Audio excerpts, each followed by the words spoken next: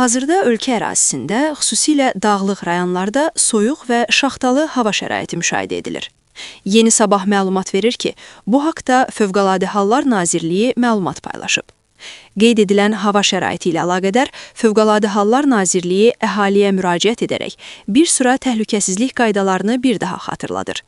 Belə ki, xüsusilə dağlıq ərazilərdə yaşayan, eləcə də dağlara səfər edən vətəndaşlara şaxtalı havada mümkün qədər yaşayış məntəqəsini tərk etməməyi, belə bir zərurət yarandıqda hərəkət istiqaməti barədə yaxınlarını əvvəlcədən məlumatlandırmağı tövsiyə edirik.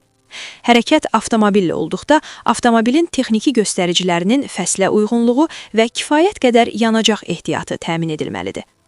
Qar uçqunu ehtimalı olan yerlərdən, o cümlədən dik yamaclardan kənar gəzmək və günün qaranlıq vaxtına qalmadan yaşayış məntəqəsinə geri dönmək tövsiyə edilir.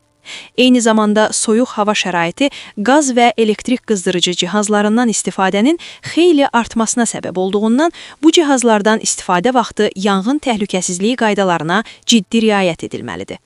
Nasaz, qeyri-standart və ya kustar üsulla hazırlanmış qızdırıcı cihazlardan istifadə edilməməli, elektrik şəbəkəsi həddindən artıq yüklənməməli, işlək vəziyyətdə olan qızdırıcı cihazlar nəzarətsiz qoyulmamalıdır.